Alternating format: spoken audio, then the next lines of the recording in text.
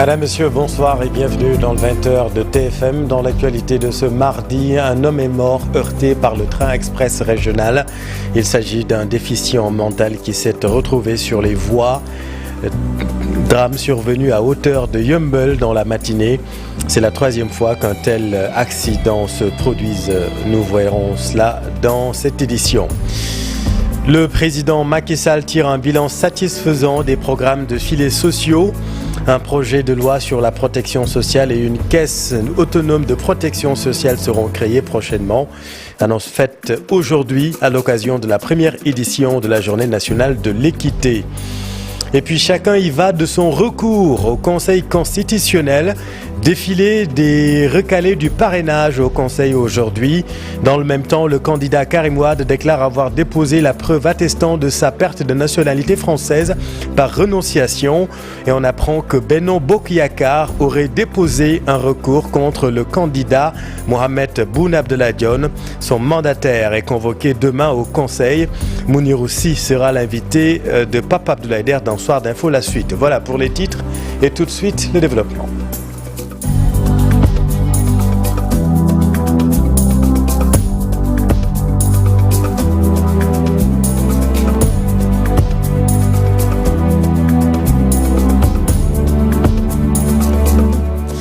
Mais d'abord, un homme est mort heurté par le train express régional tôt dans la matinée. Il s'agit d'un déficient mental qui s'est retrouvé sur les voies. Le drame est survenu à hauteur de Yeumbeul. Mambiram Diouf. La circulation du TER perturbée ce mardi après que le train express régional a heurté une personne alors qu'elle tentait de traverser les rails. Le directeur général de la Société nationale de gestion du patrimoine du TER regrette cet incident. Nous avons le train a heurté une personne. Malheureusement, c'est un déficient mental.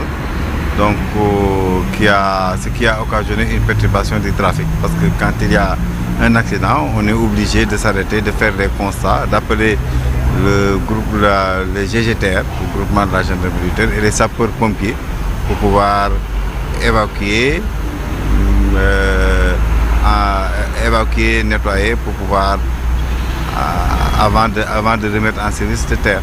La sécurisation de la voie du TER, pourtant assurée, n'empêche de tels accidents surviennent souvent, d'où la sensibilisation des populations à redoubler de vigilance. C'est la troisième fois, c'est pourquoi nous profitons pour lancer encore un appel à l'ensemble de la population pour leur dire que l'emprise du TER est une emprise, c'est dangereux. Il faut une étanchéité totale parce que c'est pourquoi nous avons clôturé. Nous avons clôturé avec des murs surmontés de barbelés pour empêcher quand même rendre difficile l'accès à cette emprise du TER parce que quand même nous faisons 200 trains par jour. Chaque 10 minutes, il y a un train. L'emprise, c'est à peu près 50 mètres. Pour pouvoir travailler 25 000 volts, vous avez deux risques. Le premier risque, c'est d'être tamponné par un train. Le deuxième risque, c'est d'être électrocuté. La sécurité est totalement renforcée. Nous avons un mur. Surmonté de barbelés. Il y a 330 gendarmes qui veillent. Nous avons des caméras. On va veiller, on continuera à faire la sensibilisation. Nous avons fait beaucoup de sensibilisation. Des milliers de personnes journalièrement transportées pour décongestionner la circulation à Dakar. La traversée des rails demeure un danger à éviter à tout prix. Dans l'actualité politique, pluie de recours au Conseil constitutionnel. Les recalés du parrainage ont déposé plusieurs recours aujourd'hui contestant l'invalidation de leur dossier. Le candidat Karim Wade, pour sa part, a déclaré la preuve attestant de sa perte de nationalité française par renonciation. Quelques heures avant, le candidat Thierno Alassane Sall avait déposé un recours contre la candidature de Karim Wade. Voyons tout cela avec Habib Faye. La liste provisoire des candidats à la présidentielle de 2024 est publiée, place au recours. Le mandataire de Thierno Alassane Sall n'a pas mis beaucoup de temps avant de réapparaître devant le Conseil constitutionnel. Un recours qui vise à contester la validation du dossier de candidature de Karim Wade à la prochaine présidentielle. un citoyen sénégalais qui porte allégeance à une autre nation ne puisse pas nous diriger, parce que ça pose réellement un problème de sécurité nationale et un problème géostratégique. Nous avons déjà sur un site officiel français qui atteste que M. Karim Wade est inscrit sur les listes électorales françaises. Ça, avec une toute petite manipulation, n'importe quel citoyen sénégalais peut le vérifier. Le Conseil constitutionnel a reçu ce mardi de nombreuses plaintes.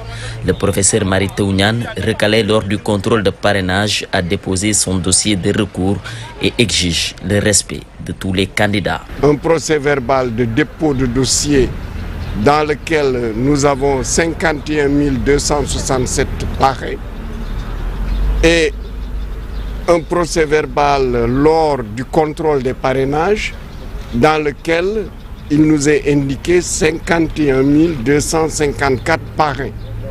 C'est le même fichier que nous avions déposé et nous pensons bien qu'il n'y a pas de souris qui sont venus manger 13 parrains.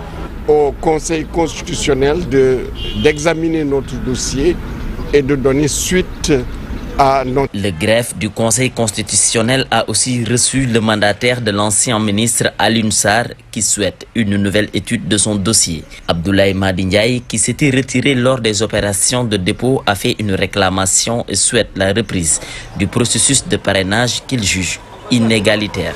Cependant, Benno Bokk Yakaar compte déposer un recours. Ce 20 janvier, le Conseil constitutionnel procédera à la proclamation de la liste définitive des candidats retenus pour la présidentielle de 2024. Et pour Karim Wade, il s'agit d'une fausse polémique. Le PDS, le Parti démocratique sénégalais, parle de manœuvre politique. Décryptage, Alassane Ba. Ce responsable politique au sein du PDS se dit indigné par les agissements constatés autour de la nationalité française de Karim Wade. Estimant que cette question a été réglée depuis 2018, Alassane Ba pense que les sorties publiques constatées relèvent d'une ignominie, voire d'une xénophobie qu'il juge très grave. Pour certains candidats qui prétendent diriger notre pays, c'est une aberration. Cela voudrait simplement dire aussi que ces gens qui agitent cette question remettent en cause les décisions du Conseil constitutionnel qui a statué conformément aux lois qui édictent leurs dispositions et qui a eu à faire un travail extrêmement important. Mieux, il renvoie ceux-là qu'il pense faire dans des manœuvres politiciennes à la décision du Conseil constitutionnel du 13 janvier 2019. Qui, en son temps, avait épluché toutes les pièces, les 9 pièces relatives au dossier de la candidature Karim Meïssa, parce que Dieu avait fait que j'étais membre de la délégation qui déposait ce dossier-là au Conseil constitutionnel en son temps, et toutes les pièces étaient étudiées et validées, sauf une seule, c'était la carte d'électeur qu'on lui avait refusé, n'est-ce pas, d'apporter. C'est pour cela qu'il n'a pas participé à l'élection présidentielle de 2019. Je crois que le candidat Karim Meïssa ne boxe pas sur le même ring que ses fauteurs en trouble, véritablement. Dans le considérant 14 de sa décision, le Conseil constitutionnel a estimé avoir examiné toutes les autres pièces de chaque candidat ayant franchi l'étape des parrainages. Ça veut dire quoi? Après l'étape des parrainages, toutes les autres pièces qui sont déposées par les candidats, le Conseil a eu à statuer sur cela et a estimé qu'il n'y avait absolument rien à redire et que ces personnes-là étaient bel et bien éligibles pour la présidentielle de 2024. C'est pourquoi une liste de 21 personnes qui ont eu à regrouper toutes ces pièces-là qui étaient demandées par la Constitution et par le Code électoral ont été listées. Maintenant, tout candidat qui conteste cette décision du Conseil constitutionnel peut faire un recours avec des preuves. Et on apprend que Benno Bokk Yakaar aurait déposé un recours contre le candidat Mohamed Boun Abdallah Dionne. Son mandataire Mounirou Sy est convoqué demain à 10h au niveau du Conseil constitutionnel. Mounirou Sy qui sera d'ailleurs l'invité de Papa Blader tout juste après ce journal dans Soir d'Info, la suite. L'autre grand titre de cette édition, le président Macky Sall a présidé ce mardi à Diamniadio la première édition de la Journée nationale de l'équité. Macky Sall tire un bilan positif des programmes de filets sociaux mis en place pour lutter contre les disparités. Il annonce la création de la Caisse autonome de la protection sociale. Cette structure va faciliter la mobilisation de ressources pour financer ces programmes, mais aussi l'adoption prochaine d'un projet de loi sur la protection sociale. Compte rendu, Abdou Diouf Diagne, Ahmadou Bambasombe. Les outils mis en place il y a 10 ans pour réduire les disparités sociales et territoriales ont porté leurs fruits, selon le président Macky Sall, qui a énuméré les réalisations obtenues par ces instruments pour l'équité. Il y a eu pour 355 626 ménages des bourses de sécurité familiale qui avaient au début une allocation de 25 000 par trimestre, qui sont portés depuis 2023, 2024 à 35 000 francs par trimestre. Et depuis 2013, des transferts de l'ordre de, écoutez bien, 268 milliards de francs CFA ont été effectués au titre des bourses de sécurité. Pour une pérennisation de ces programmes, le chef de l'État annonce la création de la Caisse autonome de protection financière. Dans la même perspective, nous allons mettre en place très prochainement la Caisse autonome de protection sociale. C'est elle qui va financer toutes ces gratuités, les césariennes, les gratuités pour la dialyse, les gratuités pour les enfants de 0 à 5 ans, pour les anciens avec le plan Sésame, il faut bien qu'on les finance et de façon durable. Le budget seul ne suffira pas, il faut donc des mécanismes qui vont alimenter cette caisse autonome de protection sociale qui va être installée avant, en tout cas, la mi-février. Macky Sall plaide aussi pour une fusion de la Journée nationale de l'équité et celle de la décentralisation pour plus d'efficacité. La première journée de l'équité avait pour thème l'équité sociale et territoriale au cœur du plan Sénégal émergent. Merci Abdou. Accès aux services de santé, de la reproduction. Les femmes handicapées rencontrent beaucoup de difficultés. Des enquêtes effectuées à Dakar visant les femmes handicapées et des agents de santé montrent que ces femmes handicapées rencontrent des problèmes dans l'accès notamment des services de santé. Les tables de consultation et d'accouchement ne sont souvent pas adaptées. La communication avec les femmes sourdes est très difficile également. Et ce sont les résultats du rapport d'un atelier de partage et de validation nationale. Écoutons là-dessus Madame Ndeye Dagagay, la présidente du comité national des femmes handicapées du Sénégal. Nous sommes aujourd'hui ici pour passer à un atelier de restitution et de validation d'un rapport d'enquête qui a été mené dans le cadre de l'accès des femmes handicapées aux services de santé de la reproduction. Parce que l'enquête avait ciblé 2 acteurs, les femmes handicapées elles-mêmes pour leur ressenti, mais aussi les acteurs de la santé. Donc on a pu voir que les femmes handicapées ont beaucoup de problèmes concernant l'accès aux services, l'accessibilité physique même. Les structures sanitaires sont éloignées, il y a beaucoup de sable, il y a des marches, des escaliers. L'aspect concernant la communication pour nos sœurs sourdes, elles ne parviennent pas tellement à communiquer avec les acteurs de la santé, ce qui crée un problème de confidentialité. On a vu aussi que les équipements médicaux ne sont pas toujours accessibles, c'est des tables assez hautes, sans compter nos sœurs handicapées albinos qui ont besoin d'une prise en charge spécifique liée à l'état de leur peau. L'autre point, ça concernait les acteurs de la santé, en ce qui concerne les structures, la connaissance, la formation même des acteurs sur la spécificité des femmes handicapées, ça n'existait pas. 23e édition de l'emploi. Cette année encore, beaucoup de jeunes ont répondu à l'appel à la recherche de leur premier emploi. Depuis 2 décennies, vous le savez, ce forum permet à beaucoup de jeunes d'accéder au marché de l'emploi. Écoutons l'initiateur Mbagnick Diop du MEDES avec Fatou Bintou Conté. C'est important le premier emploi, on n'oublie jamais le premier emploi.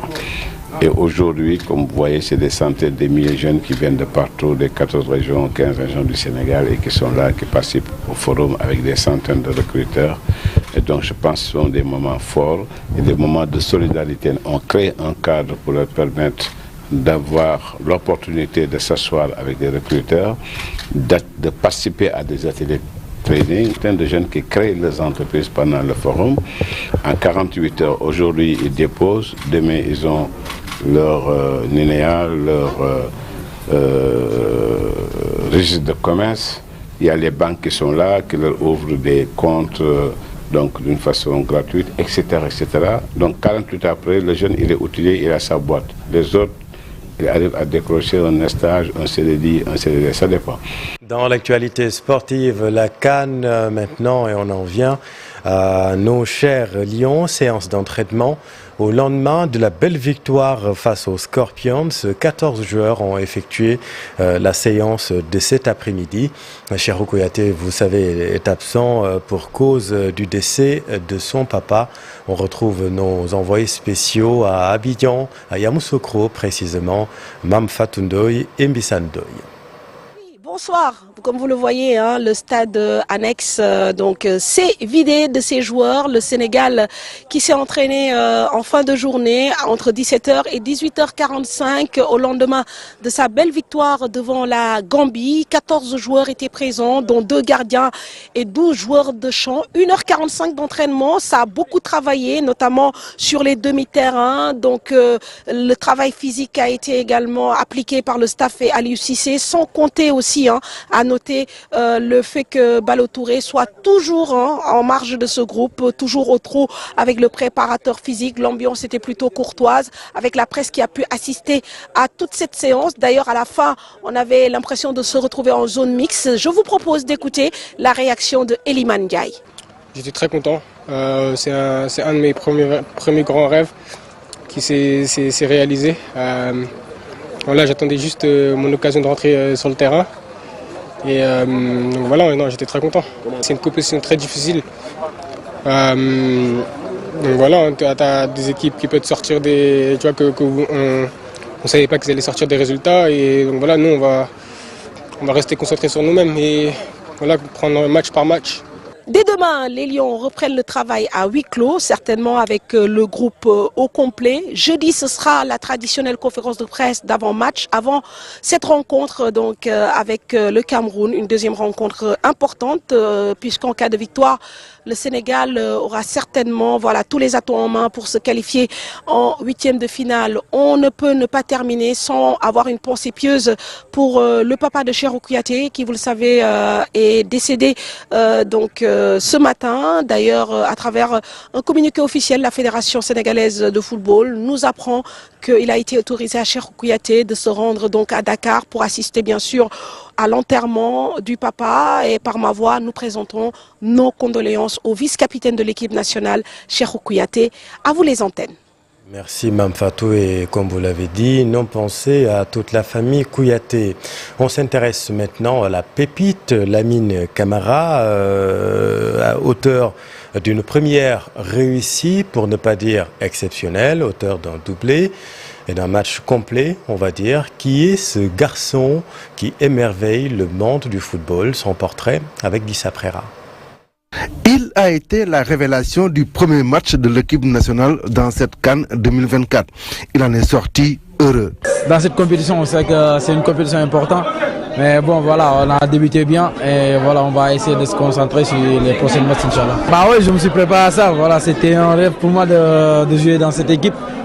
À tout juste 20 ans, il est déjà rentré dans l'histoire du football sénégalais, de Galaxy FA au FC Metz, en passant par le Casa Sport et Génération Foot. Le jeune footballeur aura fait du chemin. Mais pour le sélectionneur et ses coéquipiers, c'est un jeune qui doit être encore protégé. Je pense qu'il faut le laisser quand même tranquille. J'imagine demain dans les journaux, partout, on ne parlera que de lui. Mais au-delà de ses 2 buts, je crois que c'est un garçon qui a montré vraiment son volume de jeu, qui a montré sa personnalité, qui a montré son caractère. Et ça, je pense que c'est... Je pense que Khalil, et puis, comme nous l'avons dit, nous l'avons on sait que am na qualité te dinañ gën a jàppale, donc ñun de notre côté on va essayer de l'aider sur le terrain et ça se voit aujourd'hui, il a montré qu'on peut compter sur lui et il peut nous aider, donc ñun suñu wàllu dinañ def lépp pour mu nekk ci bien. Aujourd'hui, Lamine fait les beaux jours de Metz et de l'équipe nationale du Sénégal et son avenir semble prometteur. Et le maillot de Lamine Camara et de ses camarades se vendent bien, mais pas encore comme de petits pains. Les Sénégalais n'achètent pas encore les maillots. Certains attendent la finale, pourquoi pas, pour acheter les maillots des Lions et bien supporter. Reportage au marché, Cheikh Diop et Pape Sangone Baye. En cette période de CAN, les maillots de l'équipe nationale inondent les boutiques à l'image de celle-ci. Ce hic, pour les vendeurs, c'est au compte-gouttes que les clients viennent. Ça se passe un peu moins bien par rapport à l'année dernière, par rapport à la Coupe du Monde aussi. Par rapport à la Coupe du Monde, les maillots marchaient bien. Mais pour aujourd'hui, on vend plus que des blousons, plus que des maillots. C'est à cause des maillots qu'on a pu maintenir par rapport à la Coupe du Monde. Une autre boutique, même constat.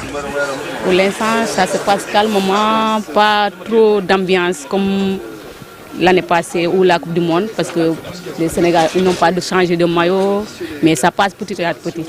Le rugissement d'entrée des Lions dans cette compétition, une motivation pour certains. Je suis venu pour acheter un maillot pour supporter le Sénégal et donner du force à nos Lions qui sont actuellement en Côte d'Ivoire, et vu l'exploit qu'ils ont fait hier, donc ça nous donne le courage, la force d'acheter. Alors que les Lions sont en terre ivoirienne pour défendre leur titre continental, ces vendeurs appellent les Sénégalais à se mobiliser derrière l'équipe pour la passer au bout d'un deuxième sacre. C'est-à-dire la finale, il y a encore du chemin, mais on y croit. Merci beaucoup, cher. C'est la fin de cette édition. Merci infiniment de l'avoir suivi. Retrouvez toutes ces informations sur notre site igfm.sn. Restez avec nous, vous êtes au bon endroit. Dans un instant, Papa Plaider et son invité, Mounir Roussi, mandataire du candidat Mohamed Boun Abdallah Dionne. Et comme vous le savez, je vous l'annoncer dans les informations, Benno Bokk Yakaar aurait donc déposé un recours contre Mohamed Boun Abdallah Dionne. On en parle dans un instant avec Papa Plaider et son invité Mounir Roussi. Bonne suite des programmes sur TFM.